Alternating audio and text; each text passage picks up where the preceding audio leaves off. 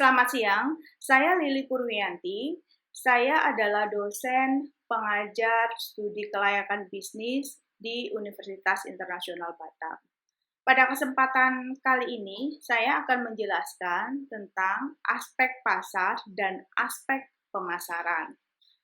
Aspek pasar dan pemasaran memegang peranan yang sangat penting sebelum memulai bisnis, karena sumber pendapatan utama perusahaan berasal dari penjualan produk yang dihasilkan. Aspek pasar menganalisis jenis produk yang akan diproduksi, banyaknya produk yang diminta oleh konsumen, serta menganalisis banyaknya produk yang ditawarkan oleh pesaing. Aspek pemasaran menganalisis cara atau strategi agar produk yang dihasilkan dapat sampai ke konsumen dengan lebih efisien dibanding pesaing. Tujuannya adalah meningkatkan penjualan dan laba perusahaan, menguasai pasar, mengurangi saingan, menaikkan prestis produk tertentu di pasaran, dan untuk memenuhi pihak tertentu. Aspek pasar di sini ada dua, analisa kondisi pasar saat ini dan estimasi kondisi pemasaran di masa yang akan datang. Pada aspek pasar ada dua hal yang perlu diketahui. Yang pertama, analisa kondisi pasar saat ini. Yang kedua, estimasi kondisi pemasaran di masa mendatang. Pada analisa kondisi pasar saat ini, yang perlu diketahui itu adalah perkembangan permintaan dan penawaran, perkembangan harga, karakteristik konsumen, jumlah konsumen potensial, dan kebijakan pemerintah.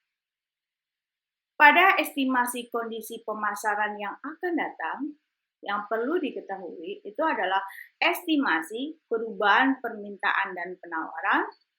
Yang kedua adalah perubahan selera konsumen.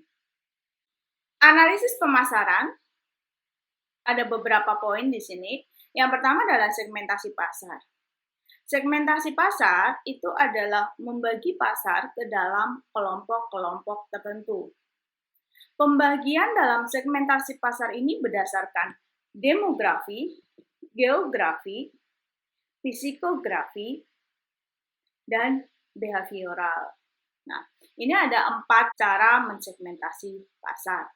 Selanjutnya, pasar sasaran atau target pasar. Itu adalah mengevaluasi segmen mana yang akan dimasuki. Itu adalah segmentasi pasar.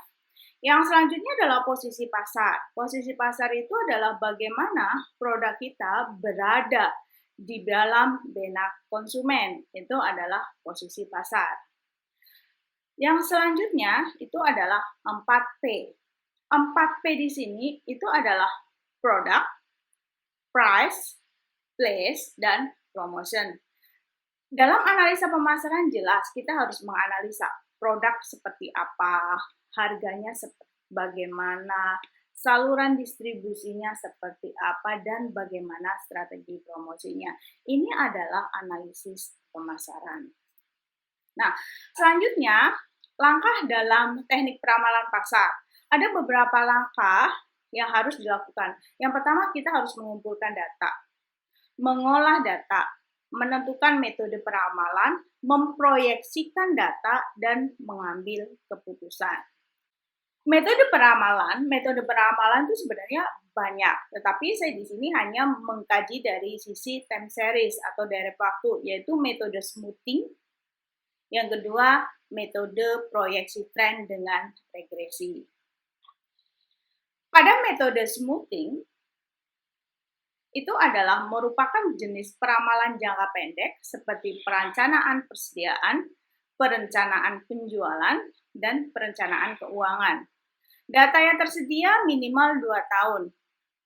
Metode ini tidak cocok untuk peramalan jangka panjang.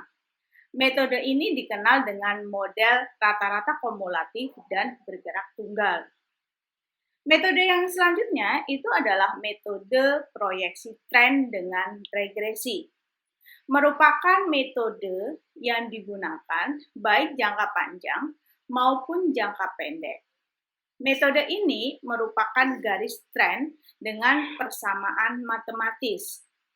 Metode ini menggunakan data minimal 2 tahun dan semakin banyak semakin baik. Biasanya metode ini digunakan untuk rencana ekspansi. Contoh metode smoothing. Di sini PT ARA bermaksud melakukan peramalan tentang jumlah kebutuhan beras sebagai kebutuhan pokok pada bulan September 2020.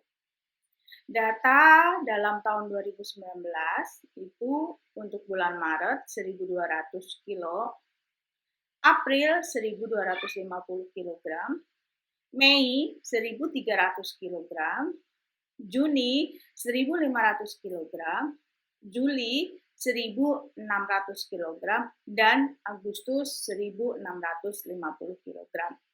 Berdasarkan data tersebut, buatlah peramalan kebutuhan untuk bulan September 2020 dengan metode smoothing. Nah, di sini akan bisa kita lihat bahwa kebutuhan bulan Maret 1.200, April 1.250, sampai Agustus 1.650. Nah, berarti di bulan September itu adalah total kebutuhan dari bulan Maret sampai ke Agustus, kita totalkan. Jumlahnya itu adalah sebanyak 8.550. Jadi, untuk bulan September, kebutuhan bahan pokoknya sebanyak 1.425 kilo. Nah, ini adalah metode smoothing. Oke, contoh selanjutnya di sini adalah untuk rata-rata bergerak tunggal. Nah, di sini kita lihat ada data penjualan dari televisi dari Januari dengan November. Dari 1.800 sampai 2.220. Oke. Di sini itu adalah dilihat bahwa 1.800 ini ditambah 1.620 ditambah 1.740 dibagi 3. Dibagi 3 ketemunya 1.720. Begitu juga seterusnya. Kalau misalnya rata-rata 6 bulan kita bisa melihatnya. Berarti dari 1.800 ditambah 1.620, 1.740, 1.980, 2.010, 1.900 dibagi dengan 6, ketemunya 1.841,7. Ini adalah untuk contoh rata-rata tunggal. Metode regresi merupakan salah satu metode peramalan yang disusun atas dasar pola data masa lalu.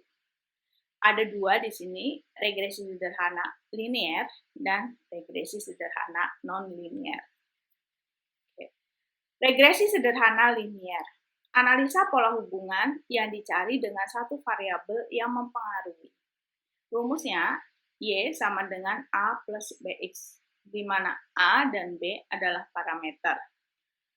Untuk mencari, dapat menggunakan rumus A sama dengan sigma Y dibagi N dikurangi B kalikan sigma X dibagi dengan N. Nah, ini adalah rumusnya. Bisa dilihat di sini. Contohnya, berikut data penjualan dari PT X. Tahun 2001 jumlah yang terjual 100, tahun 2002 110, 2003 120, 2004 125, 2005 140, dan 2006 150. Hitunglah jumlah penjualan tahun 2007-2008 dengan menggunakan analisa deret waktu sederhana linear.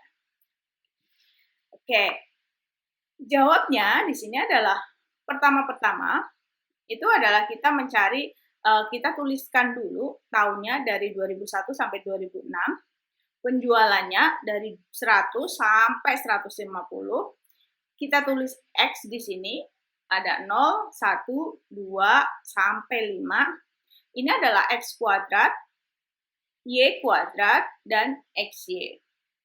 Kita hitung masing-masing. Nah, langkah yang kedua itu adalah mencari X-nya. Sama dengan sigma X dibagi dengan N. Sama dengan 15 dibagi dengan 6. Adalah ketemunya 2,5. Tinggal langkah selanjutnya adalah tinggal dimasukkan rumusnya saja. Nanti ketemunya koefisien B-nya itu adalah 9,86, A-nya adalah 99,52.